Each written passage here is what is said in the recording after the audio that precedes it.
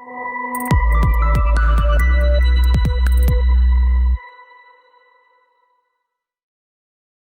္ဂလာပါခင်ဗျာကျွန်တော်တို့ရဲ့မြောက်ဦးခေတ်သမိုင်းကိုပြင်ကြည့်ရင်တော့အလွန်တရာမှလေးစားအားကျအတူယူဖွယ်ကောင်းတဲ့ပုဂ္ဂိုလ်တွေရဲ့လူရည်တွေကိုတွေ့ရသလိုအလွန်တရာမှဆက်စုပ်ဖွယ်ကောင်းတဲ့လူရည်တွေနဲ့ပုဂ္ဂိုလ်တွေရဲ့အကြောင်းတွေကိုလည်းတွေ့ကြရပါတယ်ရှိခဲ့ဘယင်ပရိသေတွေလက်ထက်မှာတော့ဘယင်တပါးဖြစ်လာပြီးဆိုရင်သူတို့နဲ့လက်တွဲညီညီတိုင်းပြည်ကိုတိဆောက်ကြတဲ့သူရဲကောင်းတွေပညာရှိတွေအတတ်ပညာရှင်အသိပညာရှင်တွေဟာလည်းခက်နဲ့လျော်ညီစွာပဲရှိနေကြပါတယ်ဒီလိုထူးခြားတဲ့ပညာရှိတွေဖြစ်တဲ့အတတ်ပညာရှင်အသိပညာရှင်တွေထင်မှာတော့မြောက်ဦးခေတ်ရဲ့ထူးခြားဆုံးလောကီပညာရပ်တွေနဲ့ထူးဆန်းစွာပဲနေထိုင်ပြီးထူးဆန်းစွာပဲတိုင်းပြည်နဲ့လူမျိုးပေါ်မှာပေးဆက်အနေနာခံခဲ့တဲ့ပုဂ္ဂိုလ်တူရှိပါတယ်ဒီပုဂ္ဂိုလ်ကတော့ကျွန်တော်တို့တွေကဥမြဝါအဖိုးရှင်မြဝါရှင်ငယ်ဆရာဥမြဝါစသဖြင့်အမိအမျိုးမျိုးနဲ့ဒီနေ့အရှင်ဒီခေါ်ဝေါ်နေကြစီလည်းဖြစ်ပါတယ်ရှင်မြဝါဟာဘလို့ပုဂ္ဂိုလ်မျိုးလဲဘုန်းတော်ကြီးလားယဟန်လားယသိလားသူတော်စင်လားလူပုဂ္ဂိုလ်လားဆိုတာကိုကတော့ခင်မဲရခက်ပါတယ်ဒီနေ့မှာတော့မြောက်ဦးခေတ်ကြီးကရှင်မြဝါရဲ့ဘဝဇာတ်ကြောင်းတွေကသူရဲ့ဖြတ်သန်းမှုတွေနဲ့တိုင်းပြည်အပေါ်မှာထားတဲ့သူရဲ့ရေးရက်တဲ့စိတ်ဓာတ်တွေကိုလေ့လာကြည့်ကြရအောင်ပါရှင်မြဝါဆိုတာဘာတူလဲဘာကြောင့်သူ့ကိုပြည်သူတွေကလေးစားကြတာလဲဘယင်ကရောရှင်မြဝါစကားဆိုရင်ဘာကြောင့်နားထောင်ကြရတာလဲရှင်မြဝါကရောတိုင်းပြည်အတွက်ဆိုရင်အသက်ခဏကိုပေးဖို့ဘာကြောင့်ဝင်မလေးခဲ့ရတာလဲဆိုတာကတော့လွန်တရားမှစိတ်ဝင်စားဖို့ကောင်းပါတယ်ရှင်မြဝါအကြောင်းကိုပြောရရင်တော့သူနဲ့ခေတ်ပြိုင်မင်းပါဘယင်နဲ့မဟာပညာကျော်အမက်ကြီးတို့ကိုရှင်လက်ထခဲ့လို့မရပါဘူးဘာကြောင့်လဲဆိုတော့ဒီပုဂ္ဂိုလ်၃ဦးတို့ဟာမြောက်ဦးသမိုင်းရခိုင်သမိုင်းကိုအတောက်ပဆုံးဖြစ်အောင်ဆွဲဆောင်နိုင်ခဲ့ကြလို့ပဲဖြစ်ပါတယ်ရှင်မြဝါကိုတော့တက္ကရာ854ခုနှစ်ဝါဆိုလာပြီဇာတာပတိနေ့နည်းနည်း၄ဘဟု3ပိစနာ2ပြန်2ခရာမှာဩတရတန်နှစ်ခင်နဲ့ရှင်ပြီးတော့မွေးဖော်ခဲ့တယ်လို့ဆိုပါတယ်ဖခင်ကတော့စိန်ပင်စာမဟာနန္ဒတကြံနဲ့မိတော်ကတော့မင်းလှရာဇာစောဝင်ရဲ့မိဖုရားစောနေတီရဲ့ညီမတော်ဇေယခေမှာဖြစ်တယ်လို့ဖော်ပြထားပါတယ်မဲမဘယံကိုတော့854ခုနှစ်ဝါဆိုလပြည့်ကျော်2ရက်စနေနေ့မှာမွေးပေါ်တယ်လို့ဖော်ပြထားပါတယ်။ဒါကြောင့်ရှင်မြဝါဟာမင်းပါဘယံထက်2ရက်သာကြီးတယ်လို့သမိုင်းမတဲတွေကဆိုပါတယ်။နောက်ပြီးတော့ရှင်မြဝါနဲ့မင်းပါဘယံကြီးတို့ဟာညီကိုတဝင်းခွေးလဲတော်ဆက်ကြပါတယ်။အဲ့ဒီထက်ကနောက်ထပ်တစ်ယောက်ကတော့ဘသူလဲဆိုလို့ရှိရင်ရခိုင်သမိုင်းမှာအလွယ်တရာမှဉာဏ်ပညာနဲ့ပြည့်စုံပြီးတော့စစ်ရေးစစ်ရာမှာအထူးကျွမ်းကျင်တဲ့မဟာပညာကျော်အမက်ကြီးပဲဖြစ်ပါတယ်။မဟာပညာကျော်ကိုတော့850ခုနှစ်မှာမွေးပေါ်ခဲ့တယ်လို့ဆိုပါတယ်ဒီ၃ယောက်ရဲ့ငင်နာမီတွေကိုကတော့မောင်မြဝါဘာစောတီရီမြတ်တာထွန်းဆိုပြီးတော့ခေါ်ဝေါ်ကြပါတယ်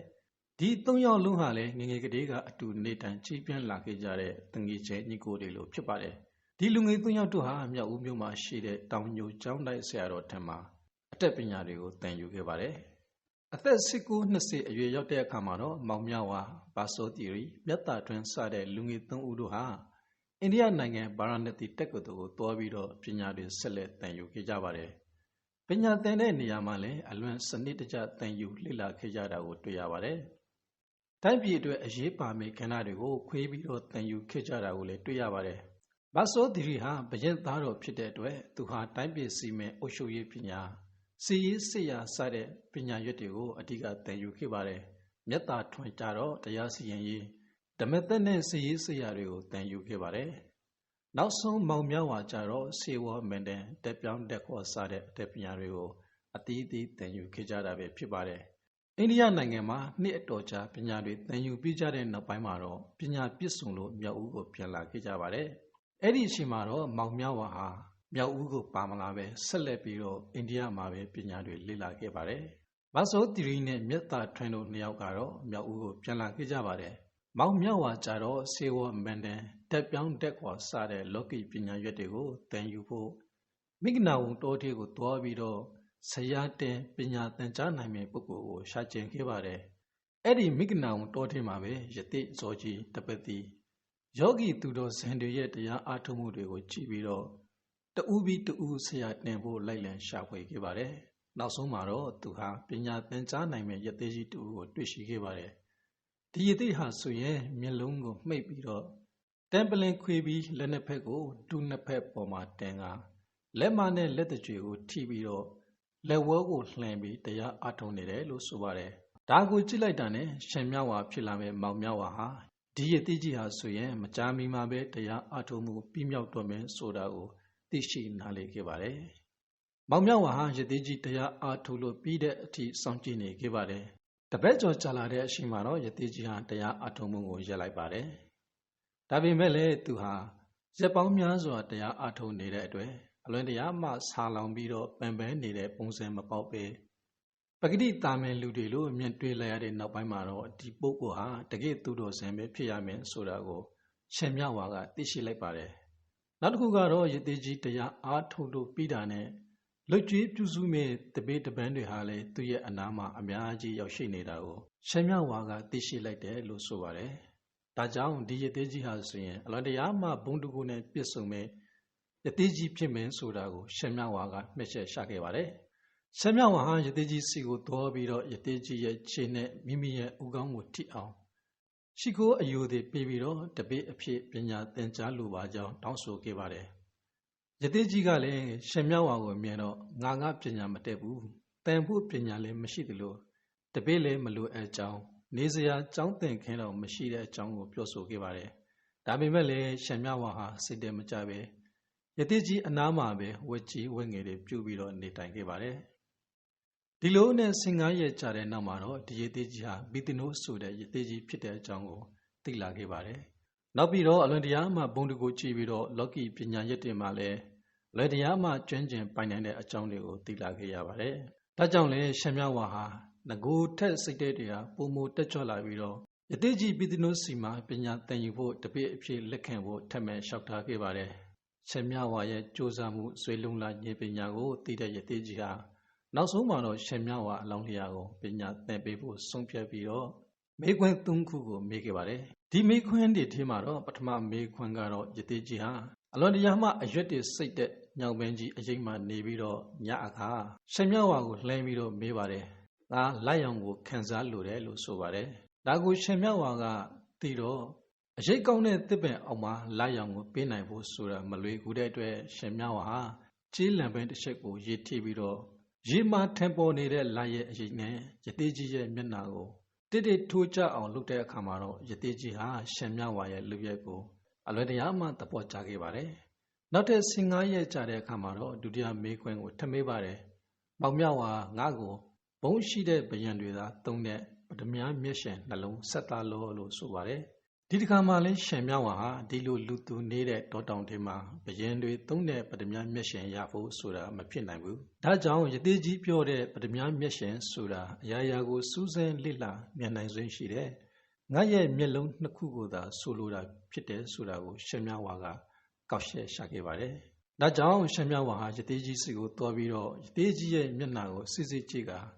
ဆရာရသေးကြီးလိုအပ်နေတဲ့ပထမမျက်ရှင်နဲ့တူသောကျွန်တော်ရဲ့မျက်လုံးနှစ်ဖက်ကိုယူဆောင်ပါလို့ဆိုခဲ့ပါတယ်ရှင်မြဝါရဲ့ရေးရဲစွာရှောက်တင်မှုကိုသိတဲ့အခါမှာတော့ရသေးကြီးဟာလည်းရှင်မြဝါရဲ့ဉာဏ်ပညာအပေါ်မှာပို့ပြီးတော့အထင်ကြီးလာခဲ့ပါတယ်နောက်တဲ့15ရက်နေ့ရောက်တဲ့အခါမှာတော့တာရီရဲ့မေခွန်းပု္ပ္ပစာကိုမေးခဲ့ပါတယ်ဒါကတော့မောင်မြဝါမင်းပညာသင်ယူဖို့အတွက်ဆရာတဦးထံကိုငါညွှန်မယ်ဒီဆရာစီကိုမင်းအနှစ်အလားလားတောရင်လေရောက်မှာမဟုတ်သလိုမင်းတက္ကနာရှင်းတောရင်လေရောက်နိုင်တယ်ဆိုပြီးတော့ဆိုခဲ့ပါတယ်ဒီချိန်မှာရှင်မြဝါကလည်းစဉ်းစားတယ်နှစ်ပေါင်းများစွာတောရင်လေမရောက်နိုင်တမဟုတ်ရှင်းတောရင်လေရောက်နိုင်တယ်လို့ဆိုတဲ့အတွက်အခုငါရောက်နေတဲ့နေရာကဆိုရင်တော့ရသေးကြီးစီကိုခဏရှင်းရောက်နိုင်တာပဲလို့တွေးပြီးတော့ဆရာရသေးရဲ့ပညာစင်းတဲ့မိခွန်းကိုသူနားလေတယ်လို့ဖြစ်ကြလိုက်တဲ့အခါမှာတော့ရသေးကြီးဟာအလွန်တရာမှသဘောကျပြီးတော့မောင်မြဝါကိုဘီတနိုးဆရာကြီးကလောကီအတတ်ပညာတွေကိုသင်ပေးခဲ့ပါတယ်အဲ့ဒီအချိန်ကစပြီးတော့အရင်တုန်းကမောင်မြဝါကိုရသေးအသွင်ကူးပြောင်းစေပြီးတော့ဘီတနိုးဆရာကြီးထံမှာပညာသင်ကြားခဲ့ပါတယ်ပြီးတော့နာမည်ရဲ့ရှေ့မှာလည်းမောင်မြဝါကိုဖြုတ်ပြီးတော့ရှင်မြဝါဆိုတဲ့အမည်ကိုအသုံးပြုဖို့လည်းပြောဆိုခဲ့ပါတယ်အဲ့ဒီချိန်ကစပြီးမောင်မြဝါဟာရှင်မြဝါအဖြစ်ကိုရောက်ရှိလာခဲ့ပါတယ်ဒါကြောင့်ရှင်မြဝါဆိုတာယဟန်လေးမဟုတ်တာမဏေလေးမဟုတ်သလိုလူလေးမဟုတ်တော့ပဲယသိသူတော်စင်တို့လိုနေထိုင်ခဲ့တာပဲဖြစ်ပါတယ်ရှင်မြဝါဟာဘလို့ပုဂ္ဂိုလ်လေးဆိုတာကိုပြောရခက်ပါတယ်ဒါပေမဲ့လေလူတွေအမြင်အရကြည့်မယ်ဆိုရင်တော့ ရှမ်းမြဝါဟာယသိတပါလို့ပဲဆိုရမှာပဲဖြစ်ပါတယ်ရှမ်းမြဝါရဲ့နေထိုင်မှုတွေနဲ့ပတ်သက်ပြီးတော့ရှေးစာပေတွေထဲမှာတော့လူလေးမမီရှင်လေးမဟုတ်ဥထုတရဘက်တောက်ကြဆွေ၍ကိုတော်သင်းပိုင်ပတိကံလျက်ဖိခိုင်ညာနာပညာစင်လွှင့်တဲ့လွှင့်ရည်ယသိအသွင်ကြည်ပြင်လျင်ကဖားရဆင်ကြည်ညာရိပ်ထိတ်တဲ့လိုင်တွင်ပတိမစွီးပရင်ရှေပရပရနဲ့တကန်းတပုံမြေရတုံရှင်ခြေစုံဘဝစီးထပနဲ့ရှက်ကရလျင်အထက်ခုနှစ်လောပိုးပြပိုးမေခြေဆရွှေဖြင့်ရစ်မြေးသုံးခေါက်ဝက်တုံမြောက်၏ကိုရောက်မစိုးတန်ကဲမျိုးကနက်ပြတိမ်အောင်စွမ်းဆောင်ဖန်ရည်လွှဲလျက်ပေသည်မထေမြက်လာတာပတတိနမအလေဖောတတိဆိုပြီးတော့ရှမ်းမြဝါရဲ့အကြောင်းကိုဖွင့်ဆိုခဲ့ပါတယ်ဒီစာပိုက်ထဲမှာတော့ရှမ်းမြဝါကိုယသိတွေဆောင်းတဲ့တောက်ကြကိုဆောင်းတယ်လို့ဆိုထားပါတယ်ဒါပေမဲ့လည်းရှမ်းမြဝါရဲ့ရုပ်ထုတွေမှာတော့တောက်ကြဆောင်းထားတဲ့ပုံစံကိုမတွေ့ရပါဘူးဒါကြောင့်လေရှမ်းမြဝါဟာဘလို့ပုံပုံမျိုးဖြစ်တယ်လဲဘလို့နေထိုင်ကျင့်ကြံခဲ့တယ်လဲဆိုတာကတော့ခင်မရခက်ပါတယ်ဒီလိုနဲ့ရှမ်းမြဝါဟာဆရာကြီးပြည်သူတို့စီမှာပဲတက်ပြောင်းတက်ပြင်းညံနဲ့ခွေးစိတ်လို့ရတဲ့ပညာတွေကိုသင်ယူခဲ့ပါတယ်နောက်ပြီးတော့ဗုဒ္ဓရုပ်စုံတွေပေါင်းပြီးတော့တဘာဝယုတ်ကလာပယုတ်ကဏယုတ်ဖြစ်လာပုံတွေကိုရုပ်တက်တွေပေါင်းစည်းပုံဖြိုဖျက်ပုံစတဲ့အတတ်ပညာတွေကိုသင်ယူခဲ့ပါတယ်နောက်ပြီးတော့ရှင်မြဝါဟာပတ္တရာ40နတ္တရာ40ဝိဇ္ဇမ30စတဲ့လောကီအတတ်ပညာကိုလည်းသင်ယူခဲ့ပါတယ်ဒီအတတ်ပညာတွေကိုသင်ယူခဲ့တာဟာစုစုပေါင်းနှစ်ပေါင်း19နှစ်ကြာမြင့်ခဲ့တယ်လို့ဆိုပါတယ်ဒီလိုနဲ့ရှင်မြဝါဟာပြည်သူ့ဆရာကြီးစီမှာခွင့်တောင်းပြီးတော့ရခိုင်ပြည်ကိုပြင်ဖို့လျှောက်ထားခဲ့ပါတယ်အစပိုင်းမှာတော့ပြည်သူ့ဆရာကြီးကသဘောမကျခဲ့ပေမဲ့လည်းနောက်ပိုင်းတွေမှာတော့ရှင်မြဝါရဲ့အိမ်ပြင်ခရီးကိုဆရာကြီးကခွင့်ပြုပေးခဲ့ပါတယ်ဆရာကြီးပြည်သူ့ဟာရှင်မြဝါကိုတရေနွေးတပင်ကိုပေးပြီးတော့အကြောင်းတစုံတရာပေါ်ပေါက်ခဲ့လို့ရှိရင်တော့ဒီတရေနွေးကိုပဲအဋိဌံပြုပြီးဆရာထံကိုအကြောင်းကြားဖို့ပြောဆိုလိုက်ပါတယ်ရှင်မြဝါဟာဆရာကြီးပြည်သူ့ကိုရှိခိုးပြီးတော့အိန္ဒိယကနေတဆင့်ရခိုင်ပြည်ကိုထွက်လာခဲ့ပါတယ်ဒီလိုနဲ့နောက်ဆုံးမှာတော့ပညာတွေပြည့်စုံခဲ့တဲ့ရှင်မြဝါဟာရခိုင်ပြည်မြောက်ဦးကိုပြန်လည်ရောက်ရှိပြီးအေးအေးဆေးဆေးပဲတရားဓမ္မတွေအားထုတ်ကျင့်ကြံနေထိုင်ခဲ့ပါတယ်မြောက်ဦးကိုရောက်ပြီးတဲ့နောက်ပိုင်းမှာတော့ရှင်မြဝါဟာတောင်ညိုကျောင်းတိုင်းမှာပဲတည်င်းသုံးနေထိုင်ခဲ့ပါတယ်တောင်ညိုကျောင်းတိုင်းအနီးကသာရပပ္ပတတောင်ပေါ်မှာတရားအားထုတ်နေထိုင်ခဲ့တာလည်းဖြစ်ပါတယ်ဒီတောင်ပေါ်မှာတော့ရှင်မြဝါတရားအားထုတ်ခဲ့တဲ့ဂူကိုဒီနေ့တိုင်ရှင်မြဝါဂူလို့ခေါ်တွင်ကြပါတယ်ရှင်မြဝါဟာမြောက်ဦးကိုရောက်ရှိလာခဲ့တဲ့အချိန်မှာတော့သက်တော်39နှစ်ရှိခဲ့ပြီဖြစ်ပါတယ်မြောက်ဦးကိုရောက်ပြီးတော့အစာပိုင်းမှာတော့ရှင်မြဝါဟာနိုင်ငံရေးနဲ့တိုင်ရေးပြည်ရေးတွေမှာတိတ်ပြီးတော့စိတ်ဝင်စားတဲ့ပုံမပြခဲ့ပါဘူးဒါပေမဲ့လည်းနောက်ပိုင်းမှာတော့ရှင်မြဝါဟာမြောက်ဦးရဲ့နိုင်ငံရေးစစ်ရေးဘာသာရေးတွေအပေါ်မှာတော်တော်လေးကိုစိုးရိမ်ခင်ဟန်တူပါတယ်ဒါကြောင့်ရှင်မြဝါဟာတိုင်ရေးပြည်ရာတွေမှာအစွမ်းကုန်ဆောင်ရွက်ခဲ့တာကိုလည်းတွေ့ရပါတယ်ရှင်မြဝါမြောက်ဦးကိုရောက်တဲ့အချိန်မှာဘာသောတီရီဟာမင်းပါကြီးအဖြစ်နဲ့မြောက်ဦးဘုရင်ဖြစ်နေပြီးတော့မြတ်တာထွင်ဟာလည်းမဟာပညာကျော်အမည်နဲ့ပညာရှိသုခိမင်းကြီးဖြစ်လို့နေခဲ့ပြီလေဖြစ်ပါတယ်ရှင်မြဝါရောက်နေပြီဆိုတဲ့အပေါ်မှာတော့မင်းပါဘုရင်ကြီးဟာသိပုံမရခဲ့ပါဘူးရှင်မြဝါကလည်းအစားပိုင်းမှာတော့ထီးရည်နေရည်နဲ့မပက်သက်ပဲကိုယ့်အကူပဲအေးဆေးနေပြီးကြင်ကြင်နေထိုင်ခဲ့တာလည်းဖြစ်ပါတယ်ဒါပေမဲ့လည်းရှင်မြဝါဟာမြောက်ဦးမှာနေထိုင်ရင်မြောက်ဦးကတည်င်းစကားတွေကိုကြားလာရသိလာရတဲ့အခါမှာတော့သူဝမ်းမပါလို့မရတော့ဘူးဆိုတဲ့အခြေအနေတည်းပေါ်ပေါက်လာခဲ့ပါတယ်ဒီကိစ္စကတော့ဘာလဲဆိုလို့ရှိရင်ဟိုးမြောက်ဦးအစာပိုင်းကမင်းစောမွန်ရဲ့လက်ထက်မှာသူရတဲ့ဘုရင်ရဲ့အကူအညီနဲ့မင်းစောမွန်ဟာမြောက်ဦးထင်းညံကိုပြန်လည်ရရှိခဲ့ပါတယ်ဒီကျေးဇူးတွေကိုထောက်ထားပြီးတော့ရခိုင်ဘုရင်အဆက်ဆက်ဟာဘင်္ဂလားဆူလက်တန်တွေကိုအရေးပေးပြီးတော့ဆက်ဆံခဲ့ကြရပါတယ်ဒါကူအခွင့်အရေးတရက်လိုအသုံးချလာကြပြီးတဲ့နောက်ပိုင်းမှာတော့ခွင့်ပြုချက်တွေမရှိပဲသာသနာရေးအဆောက်အဦတွေဘာသာရေးအဆောက်အဦတွေဆောက်လာကြတာတွေနန်းတော်အတွင်းမှာရာထူးကြီးရာထူးငယ်တွေကိုတောင်းဆိုလာကြတာတွေစတဲ့အခြေအနေတွေကိုရှင်မြဝါဟာသိရှိလာခဲ့ရပါတယ်ဒီလိုမျိုးလုပ်ရက်တွေကိုရှင်မြဝါဟာကြားရသိရမြင်လာရပံများတော့သူလုပ်ရမယ့်တာဝန်တွေကိုဆောင်ရွက်ဖို့အရှင်ကြလာပြီဆိုတာကိုသိရှိခဲ့ပုံလည်းရပါတယ်ဒါကြောင့်ရှင်မြဝါဟာအခုခေတ်စကားနဲ့ပြောရရင်တော့နန်းတော်တီကိုရှောင်းတခွင်ဝင်ရောက်ခဲ့တယ်လို့ဆိုရမှာပဲဖြစ်ပါတယ်မြောက်ဦးခေတ်မှာတော့ညီလာခံကိုမနေ့အာယုံတက်အချိန်မှာကျင်းပလေရှိတယ်လို့ဆိုပါတယ် အာယုံတက်စေတော့ရွှန်းတဲ့အချိန်မှာတော့ညီလာခံတပံအတွက်စီမီအမွေးနံသားတွေစတဲ့ညီလာခံအတွက်အပြင်အစင်တွေထွန်းညှိပြီးတဲ့နောက်ပိုင်းမှာတော့သက်ဆိုင်ရာလွှတ်တော်ဝင်တွေအင်ရှိမဲသူကမီတင်နာပတိပုံနာစစ်သူကြီးစတဲ့သူကန္ဓအလိုက်ညီလာခံတက်ရောက်မိပုဂ္ဂိုလ်တွေဟာအစီအကြီးထိုင်ကြရပါတယ်ဒီလိုမျိုးဘယင်မူကြီးမရတွေဟာသူနေရာနဲ့သူအစီအကြီးညီလာခံကျင်းပဖို့ပြန်နေတဲ့ဆေးမှာပဲတခုသောညီလာခံမှာရှမ်းမြောက်ဝါဟာညီလာခံထိကိုဝင်လာခဲ့ပါတယ်ရှမ်းမြောက်ဝါဝင်လာတဲ့အပေါ်မှာတော့ညီလာခံတစ်ခုလုံးကလည်းအံ့ဩစွာပဲစောင့်ကြည့်နေခဲ့ကြပါတယ်ထူးခြားနေတာကတော့တကားဆောင်အထက်ထက်တွေဟာလည်းရှမ်းမြောက်ဝါကိုဘာမှစစ်ဆေးမေးမြန်းမှုမရှိပဲညီလာခံထိကိုတန်တန်ကြီးညွှန်ပြနေကြတာပဲဖြစ်ပါတယ်ဒါကိုအံ့ဩစွာကြည့်နေကြတဲ့အထင်းမှာတော့မင်းပါဘရင်လည်းအပါအဝင်ဖြစ်ပါတယ်ဒီလိုနဲ့ရှမ်းမြောက်ဝါဟာနန်းတော်ညီလာခံထိကိုသူ့ရဲ့တောင်ဝေးလေးထောက်ပြီးတော့လန့်လျှောက်ဝင်လာခဲ့ပါတယ်စပင်ကလည်းရှည်ပြီးတော့စတိုးထုံးထားသလိုမုတ်စိတ်ကလည်းအရှည်ကြီးဝတ်ထားတာကလည်းသင်္ကန်းတောင်ဝေးလေးထောက်လို့ဆိုတော့ဒီပုဂ္ဂိုလ်ဟာဘလူပုဂ္ဂိုလ်လေးဆိုတာကိုလည်းနန်းတော်တစ်ခုလုံးကအံ့ဩနေကြပါတယ်ဒီလိုအံ့ဩစွာနဲ့ပဲငေးကြည့်နေကြတဲ့အချိန်မှာပဲမင်းပါဘရင်ဟာဒီလောက်အဆောင်တွေအဟံအတားတွေဒီပုဂ္ဂိုလ်ကိုဘသူမှမဟန်တားကြဘူးဆိုရင်တော့ဒီပုဂ္ဂိုလ်ဟာအမှန်ငှရင်သူတော့မဟုတ်တော့ဘူးဆိုပြီးတော့ပလင်ပေါ်ကဆင်းကအယုအသေးပြေးခဲ့ပါတယ်ဒီအချိန်မှာရှင်မြဝါဟာပလင်ပေါ်ကိုတက်ထိုင်ပြီးတော့သူကင်လာတဲ့တောင်ဝေးနဲ့မင်းပါကြီးကိုတိတိရှင်ရွေပြီးတော့ဟေးရာဇာသင်သည်အမှန်ပဲဘယင်လားသူမဟုတ်မိမလားငါကဖြင့်မိမလို့သာမြင်တယ်မိမဆိုပြီးတော့သုံးချိန်ပြောဆိုပြီးတော့မှပလင်ပုံကနေဆင်းသွားပြီးတော့လာလင်အတိုင်းပြင်လေထွက်ကောတော့ခဲ့ပါတယ်ညီလာခင်တက်ရောက်လာကြတဲ့လူတွေအကုန်လုံးကလည်းဘာပြင်ပြောရမှန်းမသိပဲစောင်းတောင်းနဲ့ငေးကြည့်နေကြကြပါတယ်မဲမဘယင်ကလည်းဘေကပုဂ္ဂိုလ်မှမသိတဲ့ပုဂ္ဂိုလ်ကြီးတူစီမှာအခုလိုမျိုးအပြောခံလိုက်ရတဲ့အပေါ်မှာတော့တော်တော်လေးစိုးရိမ်မကင်းဖြစ်ခဲ့ရပုံပေါက်ပါတယ်ဒီလိုအပြောခံရတော့ဘယင်ဟာလည်းရာဇအိန္ဒြေကိုမနေထိန်ထားပြီးတော့စိတ်ထဲမှာမခံမရနိုင်ဖြစ်ကမျက်လုံးတွေနီရေးလာပြီးတော့မဲမာနတွေလည်းတက်လာခဲ့ပါတယ်ဒါပြင်ညီလာခင်တစ်ခုလုံးဟာလည်းဘယင်ကြီးရဲ့စိတ်မကောင်းတာကိုကြည့်ပြီးတော့သူတို့တွေကလည်းတိတ်ဆိတ်စွာပဲနေခဲ့ကြပါတယ်ဒါပေမဲ့လည်းညီလာခံကြီးတစ်ခုလုံးတိတ်ဆိတ်နေတဲ့အချိန်မှာတော့မဟာပညာကျော်အမက်ကြီးတဦးသာသဘောပေါက်ပြီးတော့ဒီဖြစ်ရဲ့အပေါ်မှာပြုံးရည်နေခဲ့တယ်လို့ဆိုပါတယ်နောက်ဆုံးမှာတော့ဒီကြောင်းရနဲ့ပတ်သက်ပြီးတော့ညီလာခံကိုရုပ်သိမ်းပြီးဘယင်ကြီးဟာလည်းသူ့ကိုပက်ပက်ဆက်ဆက်ပြောဆိုခဲ့တဲ့ပုဂ္ဂိုလ်အကြောင်းနဲ့ပတ်သက်ပြီးတော့စဉ်းစားနေခဲ့ပါတယ်ဒီချိန်မှာပဲမဟာပညာကျော်အမေကြီးရောက်လာပြီးတော့အကြောင်းစုံကိုရှောက်ပြန်ခဲ့ပါတယ်အကြောင်းကတော့မိမဆိုတာဟာလင်ယောက်ျားတို့ရဲ့အစီအမံတိုင်းလိုက်နာဆောင်ရွက်ကြရတယ်လင်ယောက်ျားမှပါလာတဲ့အစ်တွေကိုလည်းအဝဲချီအောင်ဆောင်ရွက်ပေးကြရတယ်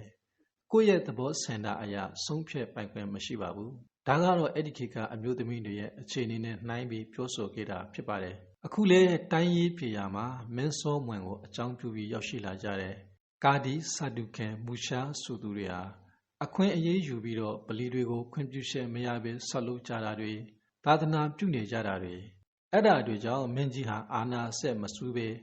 လဲခိုင်းသမျှကိုပြုလုပ်ပေးရတဲ့မိမနဲ့တူနေပါတယ်ဒါကြောင့်ရှေးဘေးလောင်းတော်မင်းစောမွန်သူတို့တင်စီကိုခိုလုံစဉ်ကမိမိတို့အပိုင်ဘင်္ဂါစင်းမျိုးကိုပြန်လည်ပေးအပ်ခဲ့ရပါတယ်အခုအချိန်မှာတော့မိမိတို့ပိုင်ဘင်္ဂါစင်းမျိုးကိုပြန်လည်သိမ်းယူဖို့အချိန်တန်ပါပြီဆိုပြီးတော့မဟာပညာကျော်အမက်ကြီးကရှောက်ပြန်ခဲ့ပါတယ်နောက်ပြီးတော့မဟာပညာကျော်အမက်ကြီးဟာကလားပစွင်စစ်နှစ်တန်မကျော်စေရဆိုတဲ့စကားအတိုင်းမြောက်ဦးမင်းဆက်ကိုတွက်ကြည့်တော့အရှင်မင်းကြီးအထိစစ်နှစ်ဆက်မြောက်ပါပြီဒါကြောင့်အရင်တုန်းကရှေးဘေးလောင်းတော်တွေပေးအပ်ခဲ့တဲ့ဘင်္ဂါစစ်နှစ်မျိုးကိုပြန်လေတက်ခိုက်သိမ်းယူတော်မူပါဆိုပြီးတော့ရှောက်ပြန်ခဲ့ပါတယ်နောက်ပြီးတော့အခုနကညီလာခံကိုလာတော့တဲ့ပုဂ္ဂိုလ်ကလည်းတခြားသူမဟုတ်ပဲအရှင်မင်းကြီးရဲ့အကူတော်ဖြစ်တဲ့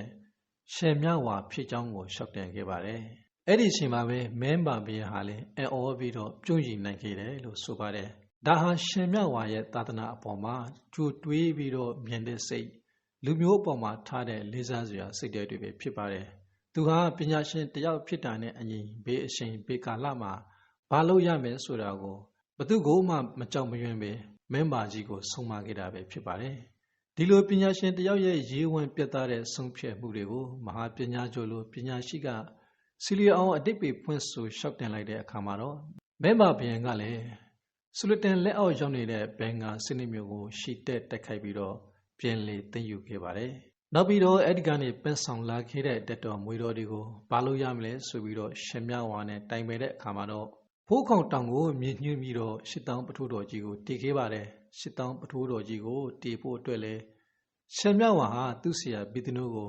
တရေနွေကိုတိတ်ထန်ပြီးတော့ပန့်ဖိတ်ခဲ့ပါတယ်။ဘီတနိုးရသေးကြီးရောက်လာပြီးတော့လိုအပ်တာတွေကိုစီမံပြီးမှရှမြဝါဟာမန်တိုင်၅ခုနဲ့တခြားသောအစီအမံတွေကိုရှာပြီးတော့ရှစ်တောင်းပထိုးတော်ကြီးခေါ်ရန်အောင်စေရပထိုးတော်ကြီးကိုတည်တာခဲ့ပါတယ်။နောက်ပြီးတော့ရှမြဝါဟာတိုက်ပြေကိုဒီတိုင်းထားလို့မရသေးဘူးဆိုပြီးတော့အုပ်ချုပ်ရေးနဲ့တရားစီရင်ရေးတွေမှာအရေးပါတဲ့ရွှေမြန်းဓမ္မသက်ကိုခက်နဲ့လျော်ညီစွာပဲပြုပြင်ပြောင်းလဲစေခဲ့ပါတယ်။ဒါကြောင့်လည်းမြောက်ဦးခေတ်မှာရွှေမြန်းဓမ္မသက်နဲ့မဟာပညာကျော်ရှောက်တုံးဆိုတာဟာအလွန်ထင်ရှားတဲ့အုပ်ချုပ်ရေးတရားစီရင်ရေးတွေပဲဖြစ်ခဲ့ပါတယ်။နောက်တစ်ခါရှင်မြဝါဟာမြောက်ဦးမြို့တော်ကိုလည်းအကာအရင်တွေအဖြစ်အကာကြီး100အကာငေ1000စတဲ့အစီအမံတွေကိုပြန်ဆင်ခဲ့ပါတယ်။ဒါတော့မကသေးပဲမြောက်ဦးမြို့နှစ်ပေါင်း1000အထိရှည်လျားစေဖို့အစီအမံတွေကိုပါရှာမဲ့အကောင့်တွေဖော်ဆောင်ရွက်ခဲ့ပါတယ်။ဒီအစီအမံတွေအားလုံးကိုပြီးဆုံးခါနီး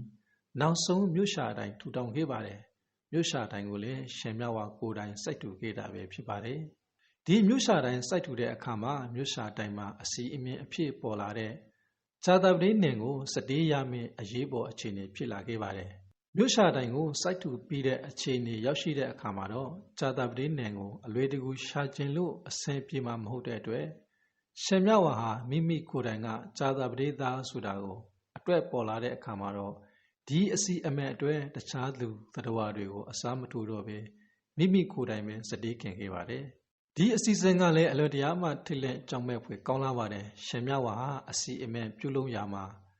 အရှင်စိတာနဲ့တပြိုင်နက်မိမိရဲ့ဝမ်းပိုက်ကိုဓာတ်နဲ့ထိုးခွေပြီးတော့မြို့ရှာတိုင်မှာဦးတွေကိုရှင်းနှောင်ပြီးတော့မြို့ရှာတိုင်ကိုပက်ခဲ့ပါတယ်။ဒီလိုမြို့ရှာတိုင်ကိုပက်ပြီးပြေးတဲ့အခါမှာတော့ဦးတွေဆုံးတဲ့နေရာမှာပဲလေးကျတည်ဆုံးခဲ့တာပဲဖြစ်ပါတယ်။ဒါပေမဲ့လည်းသူအခုလိုလုပ်ရအပေါ်မှာလူတွေကိုမှားထားခဲ့တာကတော့သူလေးကျတည်ဆုံးတဲ့နေရာမှာပဲသူ့ရဲ့အလောင်းကိုတကြိုဖို့မှားထားခဲ့ပါတယ်။ဒီလိုနဲ့ရှင်မြဝါဟာတိုင်းပြည်အတွက်မြောက်ဦးအတွက်သာသနာတော်အတွက်စွဲသမျှကိုဆောင်ရွက်ပေးရတဲ့နောက်ဆုံးမှာတော့သူ့အသက်ကိုယ်တော်ပေးအပ်ဆောင်ရွက်ခဲ့ပါတယ်။ဒီနေရာမှာအလွန်လေးစားစရာကောင်းတဲ့ရှင်မြဝါရဲ့စိတ်သက်ကတော့သူဟာမြို့ရှာတိုင်အတွက်စတေးခင်ဖို့နေရာမှာတခြားသောလူသားတဦးဦးကိုရွေးချယ်ခဲ့လို့ရပါတယ်။ဘယင်ကိုသာပြောလိုက်လို့ရှိရင်တော့လူတစ်ယောက်တောင်မဟုတ်ပဲလူအများကြီးကိုလည်းရနိုင်ပါတယ်။ဒါပေမဲ့သူဟာလူအသက်တစ်ခုကိုရရဆက်ဆက်တက်ပြရမယ့်အစီအမံလေးဖြစ်တယ်။ဒီလိုလုံရည်တဲ့တတိမျိုးဟာလည်းလူတိုင်းမှာရှိချင်မှလည်းရှိနေပါလိမ့်မယ်။နောက်ပြီးတော့ဒီလိုအစားထိုးလိုက်ရင်အစားထိုးခင်လိုက်ရတဲ့လူရဲ့ချင်းရဲ့တဲ့မိသားစုတွေရဲ့တောကကိုလည်းကိုရှင်းစာခဲ့ပုံရပါတယ်။ဒါကြောင့်ရှင်မြဝါဟာနောက်ဆုံးအစီအမံအတွက်စတေးမဲ့သူဟာမိမိကိုယ်တိုင်ကလွေးပြီးတော့ဘသူကိုမှဒုက္ခမဖြစ်စေရှင်ခဲ့တဲ့သူ့ရဲ့ခေါင်းဆောင်စိတ်တဲ့တိုင်းပြည်ပေါ်မှာအသက်ကိုပေးဖို့တောင်ဝယ်မလေးတဲ့သူရဲ့ခေါင်းစိတ်တဲ့တွေကိုပြတ်သားခဲ့တာဟာရှင်မြဝါရဲ့ရည်ရည်တောက်စိတ်တဲ့တွေပဲဖြစ်ပါတယ်။ရှင်မြဝါကိုယ်လည်တဲ့အချိန်မှာတော့တက်တော်45နှစ်ရှိပြီဖြစ်ပြီးတက်ဂရိ899ခုလို့ဖော်ပြကြပါတယ်။ရှင်မြဝါလေးကျတည်ဆုံခဲ့တဲ့နေရာမှာအလောင်းကိုတကြိုဖို့မှာထားခဲ့ပေမဲ့မင်းပါပြင်ဟာသူ့ရဲ့အကူတော်လေးဖြစ်တယ်လို့တိုင်းပြည်ပေါ်မှာအနိနာခံခဲ့တဲ့သူရေးကောင်းလေးဖြစ်တဲ့အတွက်မိန်ခံမင်းသားနဲ့ဇာပနာပြုလုပ်ပြီးတကြိုလိုတဲ့အတွက်ပြည်သူတွေနဲ့အငြင်းပေါ်မှုတွေလည်းဖြစ်ခဲ့ပါတယ်။ဒီခါမှာတော့ဘရက်ရဲ့ဘက်တော်သားတစ်ဖက်ပြည်သူတွေကတစ်ဖက်နှစ်ဖက်ပေါင်းပြီးတော့ရှင်မြဝါရဲ့အလောင်းကိုယထာပေါ်မှာတင်ပြီးတော့ဆွေးခဲ့ကြတယ်လို့ဆိုပါတယ်။ဒီရှင်မြဝါရဲ့အလောင်းကိုဘရက်တစ်ဖက်ပြည်သူတစ်ဖက်ဆွေးခဲ့ကြတာကနေပြီးတော့ရခိုင်ရိုးရာယထာဆွေးပွေးတော်ဟာလည်းပေါ်ပေါက်လာခဲ့တယ်လို့တချို့သောသမိုင်းတွေကဆိုထားပါတယ်။နောက်ဆုံးမှာတော့ရှင်မြဝါရဲ့အလောင်းကိုတော့ဘရက်ဘက်တော်သားတွေကအနိုင်ရပြီးမင်းခင်မင်းသားတွေနဲ့ကြီးကြီးခမ်းနားစွာပဲရှင်မြဝါရဲ့ဇာပနာကိုကျင့်ပါကမိတကြိုပြီးတော့အယိုးကိုဇေဒီတည်ထားခဲ့ပါတယ်။အခုအချိန်ထိလည်းမြောက်ဦးမြို့မှာတော့မြဝါတောင်မြဝါဇေဒီဆိုတာအထင်အရှားရှိနေပါတယ်။တကယ်တော့မြောက်ဦးမြို့ဟာမင်းပါဘရင်လက်ထက်ကြမှာပဲဘက်ပေါင်းစုံကဖွံ့ဖြိုးတိုးတက်လာခဲ့တာဖြစ်ပါတယ်။အထူးသဖြင့်မင်းပါဘရင်ဟာမြို့ကိုအခိုင်အမာဖြစ်အောင်ခက်ခဲစွာတည်ဆောက်ခဲ့ပါတယ်။ကျုံတတိုင်းပြစ်စင်ရင်တာတရေကိုတရေကဲစားတဲ့ မြောက်ဦးမြို့တဲ့ဆိုင်တဲ့လုံခြုံရေးစနစ်အဆင့်ဆင့်ကိုအဆင့်မြင့်တင်တည်ဆောက်ခဲ့ပါတယ်။တောင်တွေကိုတတိုင်းတစ်ဝဲအသုံးချမှုတွေတောင်တန်းတွေကြမှာစီကြီးတွေကိုတည်ဆောက်ထားမှုတွေဒီရေအတက်အကျအပေါ်မူတည်ပြီးတော့ဒီရေကိုထိမ့်သိမ်းထားမှုတွေပြီးတော့ဒီရေတွေကိုဖောက်ရှာမှုတွေဟာအလွန်တရာမှခင်မိတဲ့အင်ဂျင်နီယာပညာရပ်တွေနဲ့တည်ဆောက်ထားခဲ့တာပဲဖြစ်ပါတယ်။ဒီနေ့တိုင်လည်းမြောက်ဦးမြို့ရဲ့ရေဝင်ရေလေးစနစ်လေပက်ပုံတော့ပညာရှင်တွေကောင်းခေနေကြစေလေဖြစ်ပါတယ်။ဒီလိုခိုင်မာခက်ခဲစွာတည်ဆောက်နိုင်ခဲ့တာဟာဆိုရင်ရှမ်းမြောက်ဝါရဲ့အစီအမံအကူအညီတွေများစွာပါဝင်ခဲ့တယ်ဆိုတာကိုတော့လုံးဝညှင်းပယ်လို့မရပါဘူး။ဘိတုကပညာအင်ဂျင်နီယာအတတ်ပညာတွေနဲ့အမခန်းနဲ့လက်ရတိုင်းမှာရှမ်းမြောက်ဝါရဲ့အတွေးခေါ်အယူအဆတွေဟာလွှမ်းမိုးလို့နေပါတယ်။ဒီလိုထူးဆန်းတဲ့နေထိုင်မှုပုံစံတွေနဲ့ထူးဆန်းတဲ့လူရက်တွေကိုတိုင်းပြည်အတွက်စမ်းဆောင်ပေးခဲ့တဲ့ပုဂ္ဂိုလ်ဟာလည်းထူးဆန်းစွာပဲနောက်ဆုံးမှာတော့ကွယ်လွန်ခဲ့ပါတယ်။